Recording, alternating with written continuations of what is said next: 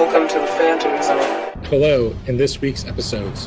First is Secret. It's big trouble in China. Everyone gets a bit of torture, including us. And this might be the end of Isabel. Then, in Lucy Lane storms into town and it's not all what it seems. Also more crystal shenanigans. This is the SMALLVILLE Chronicles.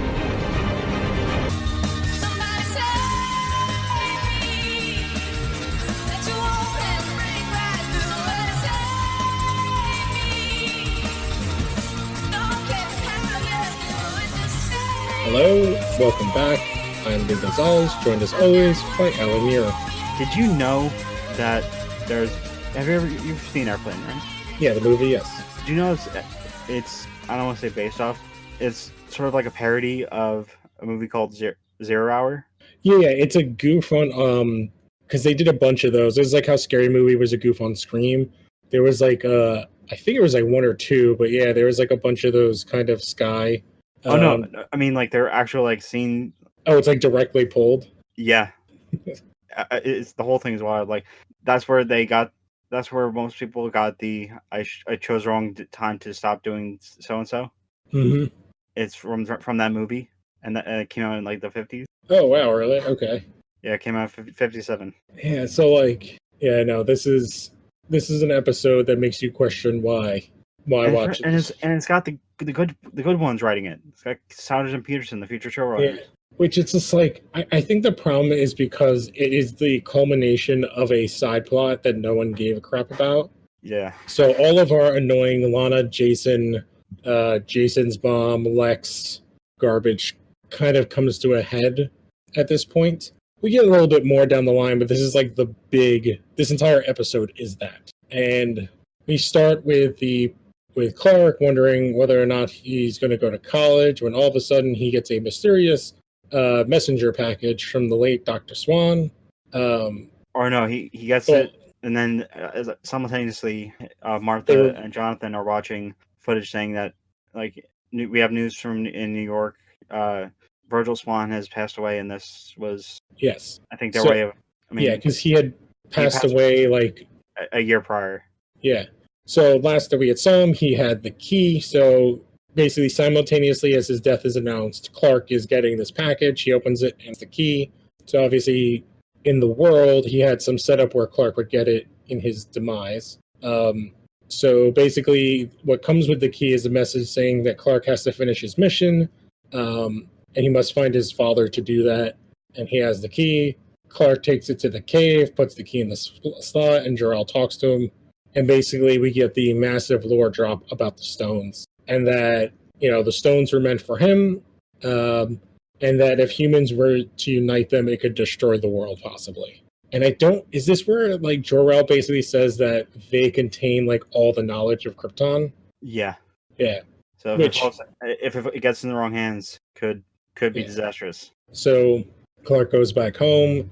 Jonathan and Clark are arguing about it, and Martha tries to remind them that, you know, ever since, like, they kind of got, like, ever since she was able to strip him of being Kal-El and his destiny, that they've had old Clark back. And then Clark basically goes, like, yeah, it's really nice that everything is normal, but he's not normal. And that basically everything that he's done has been a test to prepare him for his search for the stones, which they reuse this trope constantly over and over again. Like, oh, everything I've done has been leading me up to here. And it's the stones. Then if he's not in the series finale, then is like finish over the whole show. Yeah, it's like it's the stones, it's Brainiac, then it's Zod 1, then it's Zod 2, and then it's Doomsday, and then it's Darkseid. And they just reuse the same kind of plot device. So from here we jump to Jason's calling Lana, and basically that I'm overseeing this project for Lex and Metropolis, but Lana's like, yeah, okay, but she can hear the background noise, and basically she's super suspicious of Jason, and he tells her goodnight, and it's obviously the middle of the day in Kansas.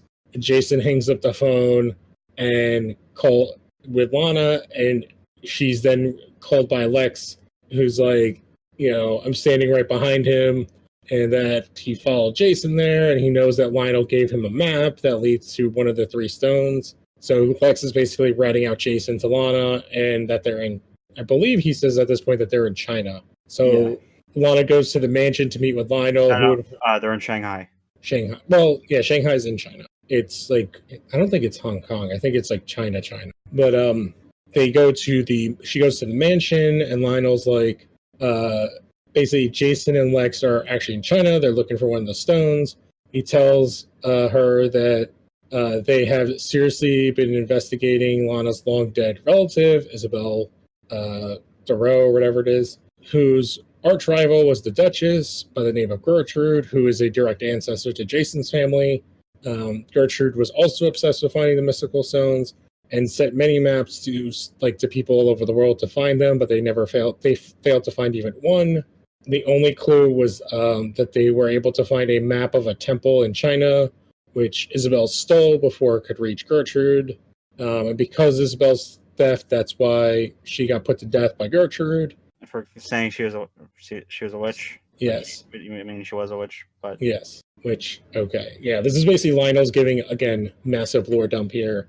Lana's like pissed that Jason lied to her, and that he and Lex are actually working together behind her back, so she's like, I'm going to go to China to confront them both. And then Clark finds her, goes to see her, and she much says like she never thought that she'd be trusting Lionel Luthor and Clark with this. Yeah, because it's basically, she's like, oh, Clark, who's lied to me about basically everything, and Lionel, who's like the most evil bad guy, are somehow more trustworthy than Lex and Jason. But I do love that Clark was like, hey, sup? Oh, you're going to China? Well, you can't go alone. I'm coming with you. Even though it's like, I totally have ulterior motives, but...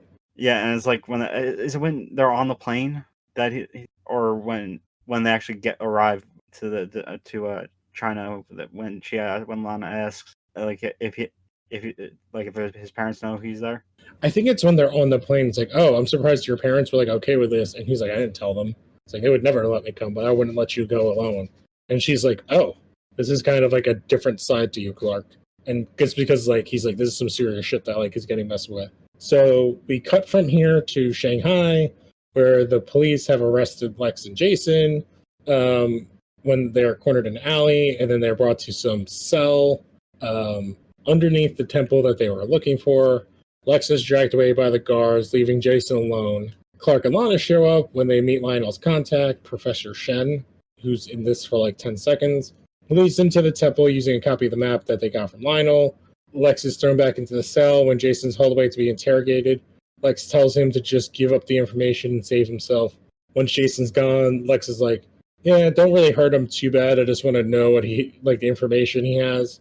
Basically, like, showing that Lex set up the arrest. However, like, basically the leader's just like, yeah, I want all the information. You're not the only one that's kind of paid me.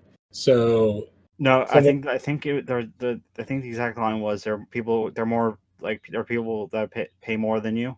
Yeah, with like deeper pockets or something. Yeah, and then they actually start torturing Lex. Yeah. And basically, so they are torturing both Lex and Jason. Clark and Lana and Professor Shen are out at the temple. Clark spots a secret chamber using his X-ray vision, because that's what he does. He gets everyone to leave the room, and then rolls back like a giant stone to reveal a chamber. Inside the chamber is like a traditional ceremonial dress with like a dragon head statue that has kryptonite eyes, which obviously makes Clark go and fall to the ground. Which then soldiers burst in the room. They kill the professor immediately. But then when they see Lana's tattoo, instead of killing her, they take her. And they apparently never look in the other room to see Clark, because they just leave him there. So So I just have to say, did the command Lex's the guy that Lex paid off, did he look familiar? Yeah, that's what's his name. He was in another episode earlier, and he was also in Arrow, right? And he was Ryu. Is that who I'm thinking of? He previously appeared as Kern in Insurgents. Yes. Okay. Yeah.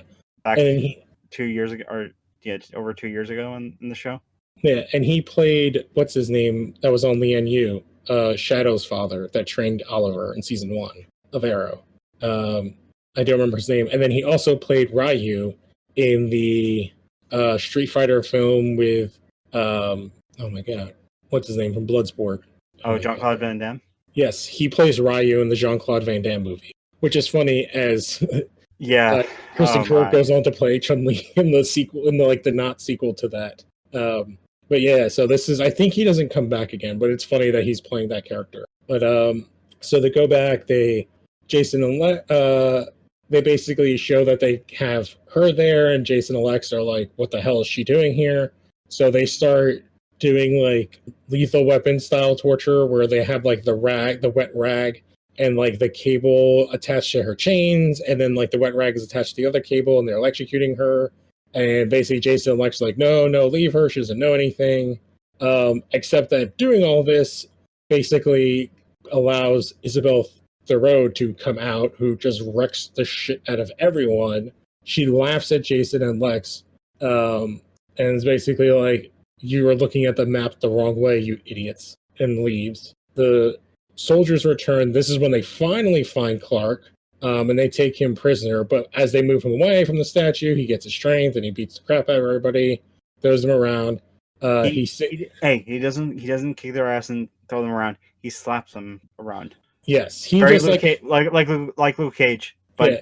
He's not. Instead of listening to Wu-Tang, he's listening to Green Day.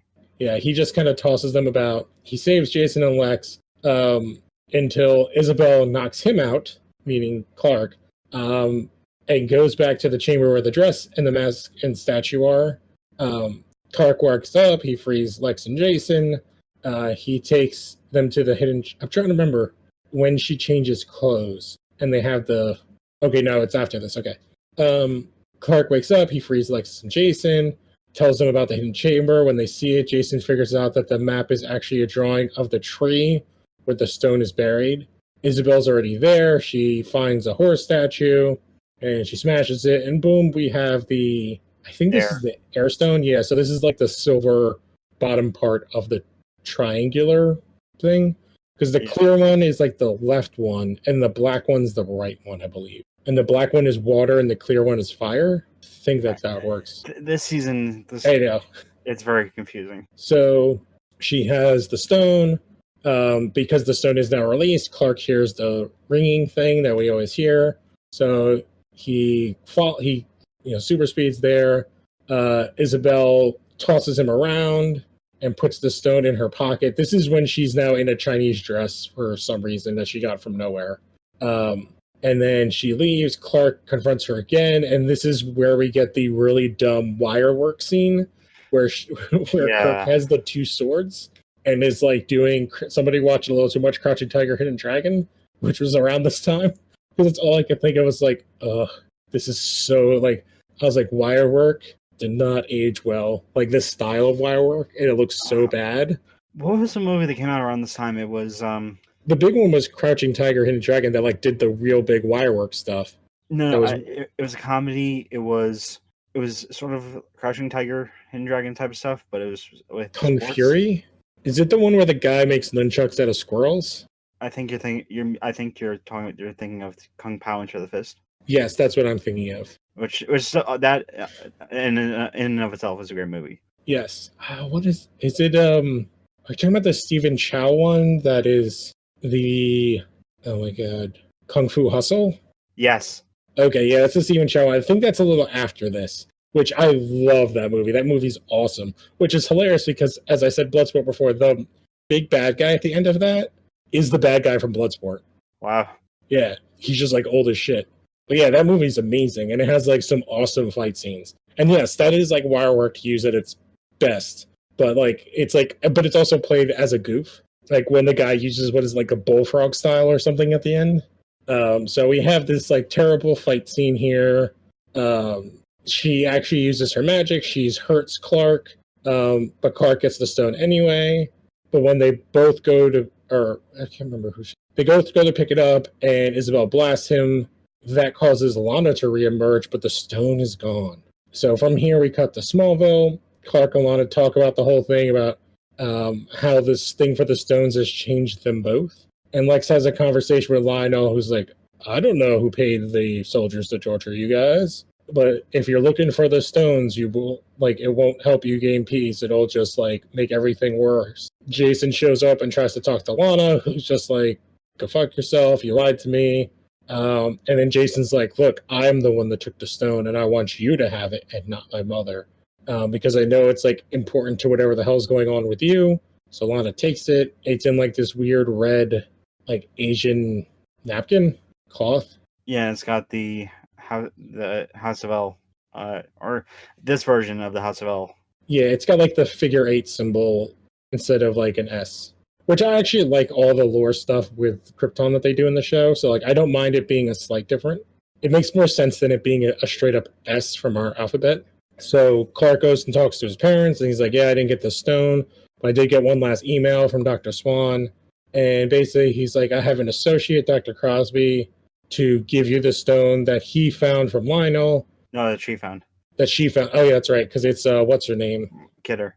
Yeah, Margot Kidder, but he's like, "She never gave me the stone. And she's gone, she's dropped off the face of the earth," which we'll find out. She's not off the face of the earth, she's 6 feet under it. And poorly explained for. Oh my god, it's so poorly explained. It makes no sense whatsoever. So we go back to the Kawatche Caves. Clark enters the little chamber, and the crystal fire is still sitting there. And he's just like, we are able to hear Christopher Reeve's voice, and it says, "Kal-El, you must write your own destiny." And that's where this ends. Literally the best part of the entire episode is that, the Christopher Reeve part at the end. I just want to there's a line that Lex says when when him and Lionel are talking near the end of the episode. "Even though pistol whipping wasn't exactly my idea of fun, it's good to have the old dad back." Mm-hmm. The only good thing about this episode is Christopher Reeve. Yeah, the episode is it's the culmination of just like this bad story that leads us to something awesome for season 5. And that's kind of all. This is all just a long, dragged out like side story that has, I guess, some consequences in the long run, but more or less it's just like, oh, we need Clark to get this thing, but getting that thing can't be too easy. And then how do we figure out how to involve Lana in it? Magic. Basically, the only thing that this does is reveal that like Clark can be hurt by magic, and Kryptonians have been on Earth for like crazy long time. Like somehow they turned. I guess it's the one part of the mythology I don't like, where they kind of turned Earth into like Krypton's rite of passage to like go and fuck with people, like humans at some point. Yeah. Oh, because did you catch the Easter egg?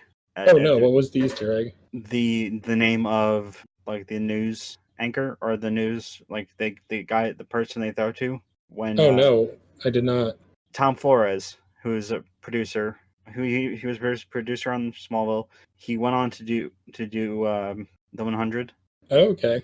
Which quite a lot of the Smallville like crew would go when did.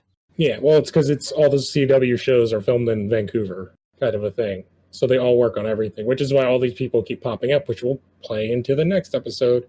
Oh yeah. Oh, speaking of, from this episode or from the episode we're about to talk about, from that episode to I want to say I think it's episode 2 of season 10. So for a good 5.5 years, Allison Mack is in every single episode going forward.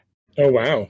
Yeah, because she is not in this. She's like she's the only character, main cast member not in this episode.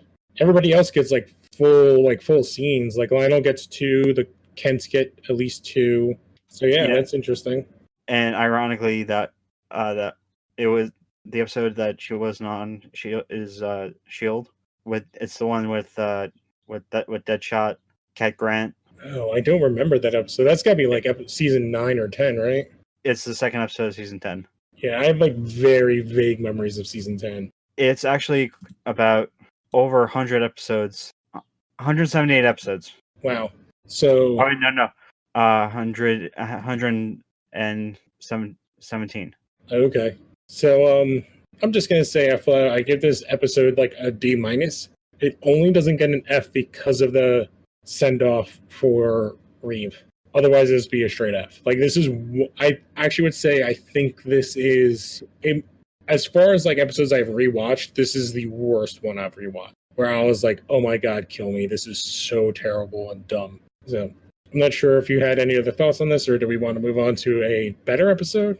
I think it was this episode where it was the ending where the ending kind of got me, and not the ending of the episode, the ending of like after like during the credits, and they have a scene. I think is either a tribute or there's I think there I don't remember exactly because it's been a while. There's a line where or there's a bit with that they used previously used with the like Christopher Reeve for his first episode on the show, like his charity foundation or his research foundation for to help people who have basically people who had his problem, and you can see like him and Welling having some like good banter. But yeah, I'd probably give this episode a D, and mainly due to the fact that we finally get more Glover. So I did not realize my mic was muted. What was the last thing I was talking about? that is a good question. Did I start talking about Lucy? No. All right, so I've been going for a while. All right, so even though I've just said all this, it did not get recorded. So this episode starts really wonky. It has a very weird cold open that's like an old Roger Moore Bond movie where we just see like the skiing down a mountain. And then just like, it's obviously like a young woman, she's skiing and she eludes everybody. It cuts to 3 a.m. and Lois Lane gets a phone call and her sister says, oh, you don't actually hear it, but she's like, oh, you have a couple days break? Boarding school? Cool, you can totally come. And now it's morning and she makes a horrible breakfast of terrible pancakes and burnt bacon and basically asks the Kents if her sister can stay for a couple days, which they're perfect, so of course she can. And then we kind of cut to the aftermath of last episode. So Lana and Jason come back from a jog to the apartment above the Talon, and it's been broken into. But the only thing missing is the air crystal. Lana basically tells Jason, like, don't worry about it. Whoever can have it can have it. This has only gotten between us. It's like ruining our relationship. Like, let's just let it be. And Jason's like, okay. And then we cut to the Luthor mansion where he's basically beating the crap out of Lionel, asking if he broke in and stole the crystal. And as this is going in, Lana walks in. So we cut to Clark kind of being like, oh, no, I have two lanes to deal with, but he's actually getting along with Lucy, who is Peyton List. So at this point, Peyton List is kind of like geek culture, like superstar, because she's been in so many things. But she's also been in other things that have been really great. She was in the TV show Flash Forward after this. She was in like 2 seasons of Mad Men. Do you know who she was married to in that show? No, I do not like Mad Men. She was married to Howard Stark. She was married to John Slattery's character? Yes, she started as his secretary in season 1. Okay, I'm not surprised. Yeah, it's like a huge. She's in like, I think she's in like 2 or 3. She definitely is one of the characters that like pops back in from time to time. But yeah, so she's actually like good in that. From there, she's also been in the Tomorrow People with Robbie Amell. So that would be the first Firestorm, Stephen Amell's cousin. He was also married to the actress that played Silver Banshee. Yeah, who went on to do like other shows I just watched. She's in a show with Kiefer Sutherland. She's done Blood and Oil, Law and Order. She was in The Frequency, which was a TV show based on the movie, which I think she was the star of. Yeah, instead they did a different take. Instead of it being father and son, it was a father-daughter. Yes. And then she was in Colony, which I think that was a CW no, that was like a weird CBS sci-fi show. I think it was CBS. It was with Josh Holloway and a bunch of people I don't know. It was like a 1-season show. I'm trying to figure out. I remember the ads for it, and it was like really wonky. It was like a couple years ago, maybe like a year ago. So that first scene, yeah, scene down the mountain. I was expecting some like Duran play. Exactly. Oh, I was trying to remember the Roger Moore movie. Vito Kill. Vito Kill. Okay, I knew that it like one of them, but yeah. And most recently, she was the newest version of Ivy in Gotham before that show got canceled. I guess we can't say canceled. They like finished up, and then I think they just got enough hate mail that they decided to just. Yeah. Which we also talked about on the comic show, which is we were wondering. I think they've said that the Pennyworth show is in the same universe as Gotham. That Which poor show. I keep forgetting that show exists, but she's also in the next Batman animated thing, playing Poison Ivy as well. And the other big thing she was in The Flash as Golden Glider, aka what is it? Lisa Snart. who had a thing with Cisco. Yep. And then played in both Smallville and in The Flash. Her father is played by Michael Ironside. So it'll be interesting to see if she shows back up during Crisis this year, which I would not be surprised about. So well, they're bringing everyone they possibly can into this. Yeah, there's like heavy rumors that Welling is going to be returning as Superman, which will be interesting. I would not be surprised if anyone and everyone shows up. So to go back to this episode, well, I can just say a quick theory I have. I have a feeling I'm probably very wrong on this. I finally finished Supergirl season 4, and the ending that leads into or their lead into Crisis. Yes, they could. I'm pretty sure they can. I know. I mean, it's pretty clear who Rosenbaum can play. Yeah, they have said that. Oh my God, I'm blanking on his name. John Cryer. That he is returning for at least like a cameo or an episode or something, and that Amel is playing several different versions of Oliver, and I think Gustin's playing they're all playing several different versions of themselves. So we might get some sort of cuts to worlds being destroyed by the Anti-Monitor, or like a League of Heroes kind of a thing where it's like a giant chamber of like all different versions. So maybe we'll get some Smallville versions in there.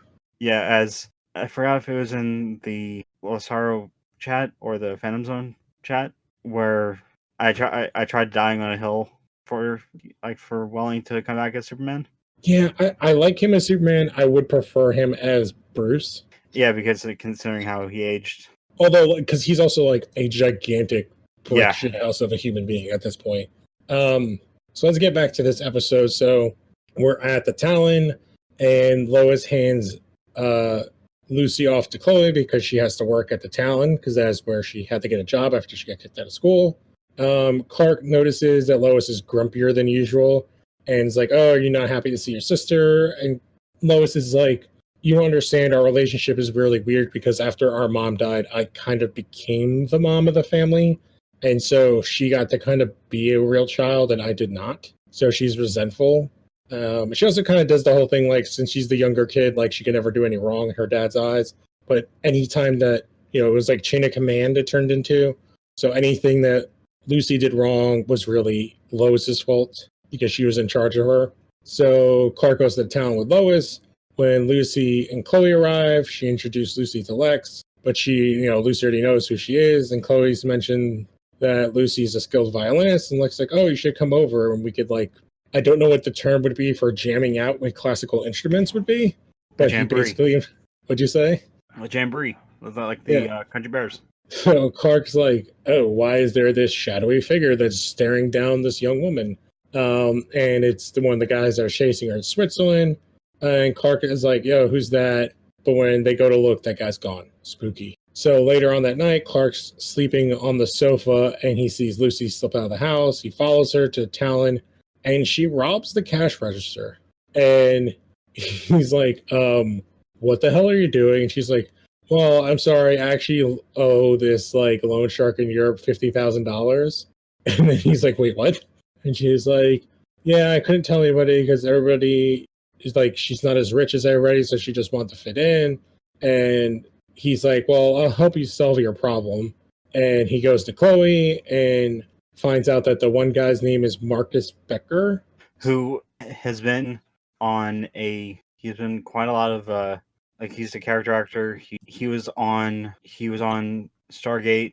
He was on Sanctuary.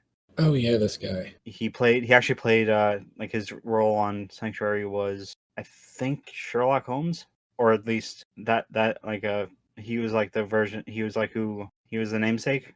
Mm-hmm. So From here, Clark tells Lois. They go to Lex, and they find Lucy jamming out with Lex. And then she gets pissy at Clark for telling on the secret, and they said she could handle everything.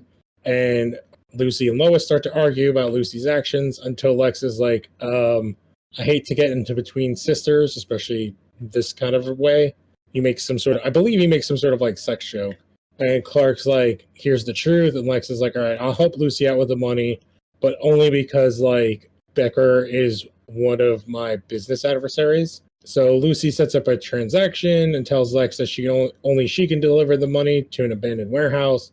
Lex is like, no, I'll hand over the money. So Lex, Lois, and Lucy pile into one of the sports cars for the exchange. However, they get pulled over by a police officer, and he makes Lex get out of the car, except it's revealed to be Becker, who pistol whips him, which is like concussion number 72 for Lex. And then he hands over the cash. Lois tries to defend him, but then the gun gets turned on her. Becker puts Lucy in the car, Lucy and Lois in Lex's car, and they leave Lex behind. Clark super speeds to warehouse, sees that the exchange was staged, and knows that Lucy was lying about everything. He gets to the scene as the sports car is being taken into the back of an 18-wheeler, Fast and Furious style, and the 18-wheeler is being driven by Becker. Yeah, it's one of those moments when he like jumps onto the back of the truck or on the top of the truck and he's like sort of like hanging on by his hand. Yeah, he runs up on like a overpass and then jumps down on it, and like one hand grabs onto the truck. And it ends up being used throughout the series as like a specific thing that he does all the time. No, as part of the intros. Oh, okay, yes. So basically, Lois figures out that like, oh, you're way too chummy with this dude, so you set all this up, and basically like you staged the whole thing.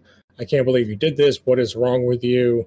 And then they get into this argument, and Lucy's like, you can't always tell me what to do. You're always the good daughter, and everything you did, blah, blah, blah. And all I was trying to do, like, Dad would talk to you. He never talked to me. And so, like, I just did stuff to get his attention. And Lois is like, well, you're a moron, basically. And they basically reveal that, like, they both have deep-seated issues about their childhood. Back at the mansion, Clark and Lex try to decide what to do, and Becker calls them demanding a ransom. Clark overhears the name of the road, and he goes to get Becker. This is, when he waits on the overpass and jumps on it. He gets inside the cab, he knocks Becker out, pulls the truck over safety, and the Lex appears with the police, and then Clark gets away unseen. Lex attempts to have Lucy turned over to the authorities, but she takes his car and drives away. And then we cut to the Kent farm, where Lex shows up to inform Clark that they found the car later, but not the money, and Lucy's nowhere to be found. So she stole a crap ton of money, so she would have like legitimate, like restart your life money. Yes, but also like major crimes against her. Like that is a huge felony. So, and basically he's just like, we can't find her, and Clark feels bad for Lois, and Lucy's relationship is so damaged. And he says he wishes they could get along. And then he and Lex kind of talk about like that they never really had siblings. And I want to bring that up. It's the way it's brought up. It's like he just selectively had his memory erased from like this. Yes. It's like his time as summer erased his memory of Julian. Yeah, but I guess the point is that like he never got to grow up with Julian. Julian died when he was a month old. Like I guess his point is like he didn't grow up with a sibling. So that's where I kind of took out of it. But I get what you mean. But basically, he's like, I kind of thought of us as like brothers since we've met, and it does kind of have like a very similar relationship. And he's basically like, that's kind of how I feel about us. And like siblings have like this kind of like always have these issues. And we cut to the school, and Clark tells Chloe about the situation. And Chloe's like, yeah, it would be very upsetting because Lois has always been very protective of her. Then we cut to the Luther mansion, and Lionel tells Lex that Jason accused him of stealing the stone. It's basically like, did you steal the stone? And Lex is shocked that Jason had the stone to begin with. And then boom, we got a reveal. Yes, which is Lana goes outside to a drain pipe and opens up like some sort of like a part of it, and inside is the stone in a thing. So my question is, this is my thought. So she didn't ransack her place, but she did hide the stone. Now, did Jason's mom have the place ransacked or Lionel, and then they just couldn't find it, and Lana took the opportunity? Because that's the only way that makes sense. Because Lana could not have had her house ransacked at this point. I think I know who ransacked the house or the apartment. Plot. Plot, yeah. Because it only makes sense if it was like Genevieve or Lionel. Because Jason gave her the stone, so it doesn't make like he wouldn't have done it, but maybe his mom would have. But like it, yeah, exactly. Plot. So we cut to Clark finds Lois at using Clark's telescope, and basically is like, I had to tell my father the whole story, and predictably he blamed me for Lucy's behavior. And Clark basically is like, you are a good big sister. If I had a big sister, I would want her to be like you. And maybe Lucy isn't all that bad. And then they kind of like that they're friends, and Lois kind of punches him in the arm. And then she leaves. And then we get a new, well, not new. It's just a perk of being Kryptonian. Enhanced sight. Yep. So this is where he gets his telescopic vision kind of shown for the first time. And he watches two stars collide with each other. A wink and a nod at like what this means based on the two of them standing there. So, and that is where we kind of close out. If we haven't said before, this is the third iteration of this is the second live action iteration of Lucy Lane. We have gotten a third one in the first season of Smallville, which is completely different than this version. This version is... You mean Supergirl? In Supergirl, yes. In the Supergirl movie, we also got a Lucy Lane, but she's way younger. I would say she's like 15 in that, 16. And she's like very, like, because it's an 80s movie, she's like kind of goofy, chummy, like comedic relief in a really terrible movie. Well, in Supergirl, that version is badass. Yeah, she's badass. Yeah, she's basically like a secret agent that works for the DEO. I forgot. I was shocked to see this. The actor who played Becker, he was in Catwoman. The movie? Yeah. Oh God. Oh, that's a terrible movie. And he was also on Highlander, like the TV show. Oh my God, he was on the one with the TV show with what's his name was the star. No, was it Lorenzo Lamas? Who? I think the lead of Highlander was Lorenzo Lamas, which was like a 90s, 80s heartthrob guy. No, it was Adrian Paul. Adrian Paul, okay. Then Lorenzo Lamas was like on another terrible 90s. Yeah. And I'm not surprised that it had Princes of the Universe. Oh my, that song is awesome. Yeah. Oh my God, it ran for 8 seasons. Oh yeah, it ran for a long ass time. They wanted what's his name? No. That's my side failing me yet again. It's actually 6. They wanted what's his name to do it, but he did not want to do the TV show. I can't remember his name. Who was in Mortal Kombat? Oh, right. Yeah, Lorenzo Lamas was in Renegade, which was on about the same time, where he played a former cop who drove his motorcycle around solving problems. You would know him better as the douchey jock guy from the first Grease movie. Wow. Yes, and he is the son of, I can't remember who his dad is, but like he's a second generation actor, and then now he's a complete D-bag. Yeah, his father was Fernando Lamas, who was in like a ton of like big movies in like the 50s and 60s. I'm trying to see if I can find one thing that his dad was in that I remember. Oh my God, his dad was in The Girl from U.N.C.L.E., which I'm guessing was like a spin-off. And he was also in the original Mission Impossible TV series and Mod Squad. Like his dad was like one of those actors at that time period. I think his mom was an actress too. So he was like Hollywood royalty. And then I think he had like a reality show like 10 years ago. So yeah, those are like those 90s, 80s like heartthrob guys. Yeah, so like this episode was much better. I would give it like a B-.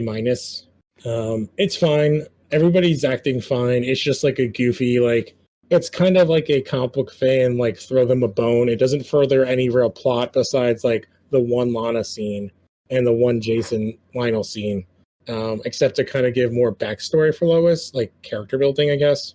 But compared to the next couple of episodes, this is not nearly as good, especially the next one. Oh man, that episode's so good.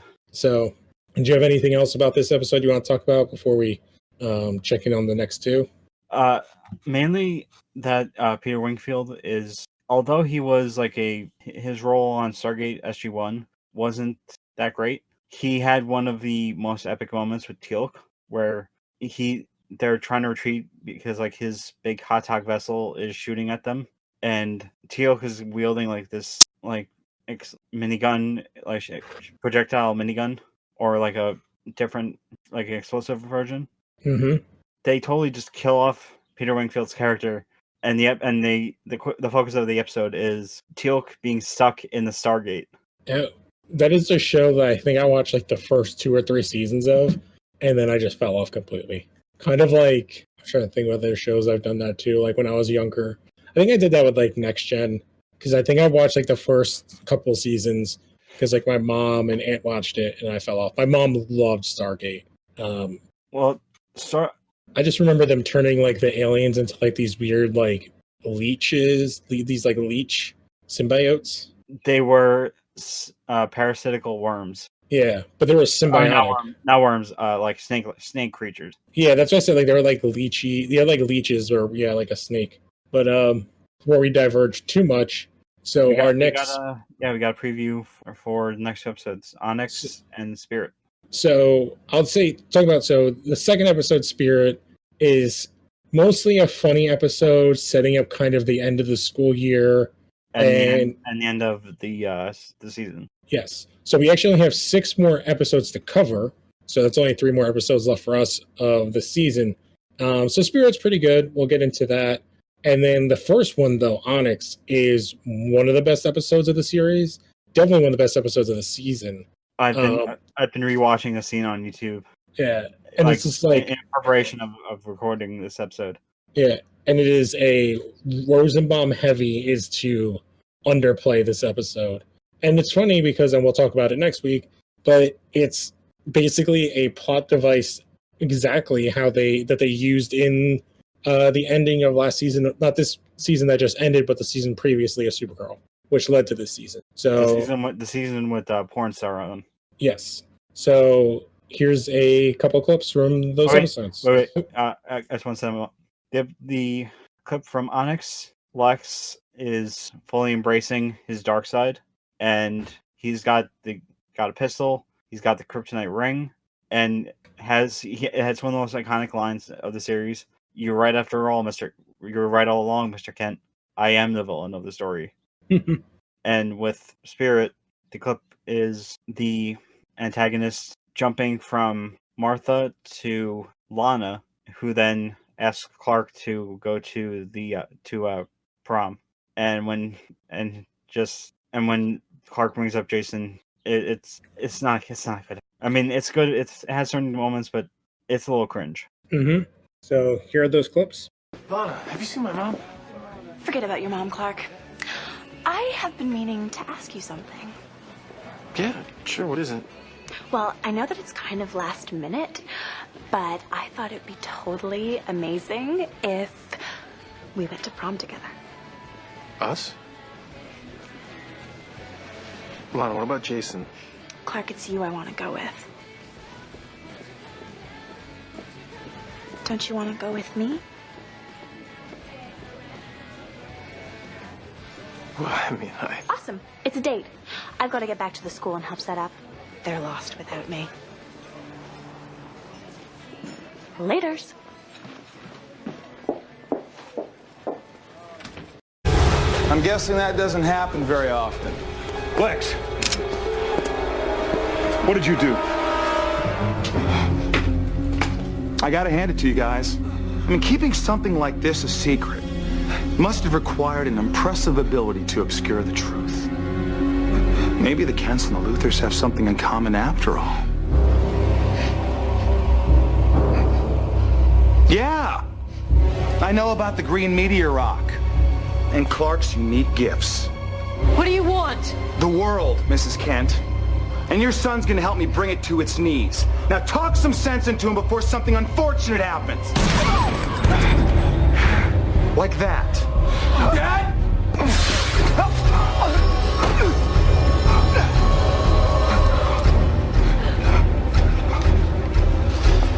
You were right about me all along, Mr. Kent. I am the villain of the story.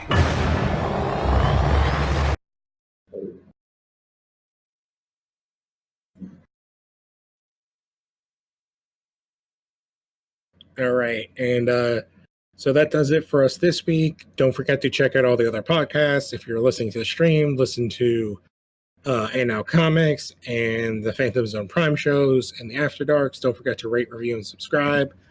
Also, go check out the Lost Horror podcast.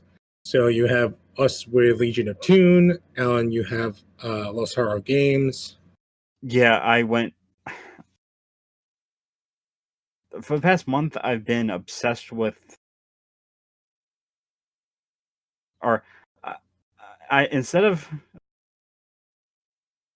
starting with like, well, instead of going into detail on Ultimate Alliance 3 or Fallout 4, I chose to go in depth on Disneyland Adventures. Okay. And I was going into the lore of the attractions, and Emmett and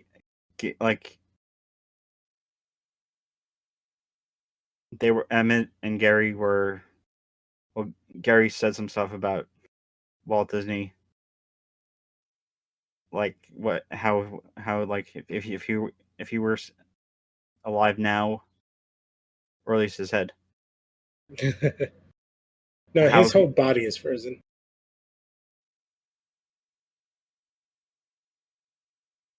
I basically just ran through like how when you start the game you start off, you have no parental figures with you, no guardians, so you're just by yourself at a theme park, or by yourself at Disneyland, and the entire game is either mini games of rides or fetch quests. But I spent 30 minutes running around the park looking for Easter eggs to like the Tom Sawyer riverboat, the Mike Finkiel boat rides from like during the 60s.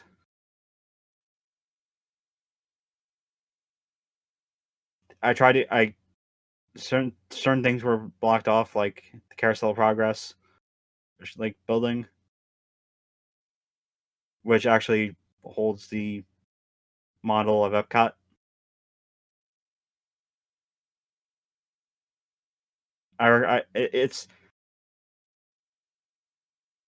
That is the most high energy you're gonna get from me for quite a while. All right, so don't forget to check all that stuff out at losthorror.wordpress.com. Check out all the stuff that's written there and written under Los Horror Games and all the other podcasts. We will catch you guys next time. I'm Luke Gonzalez. I'm Alan Muir, and this podcast stands for truth, justice, and American way.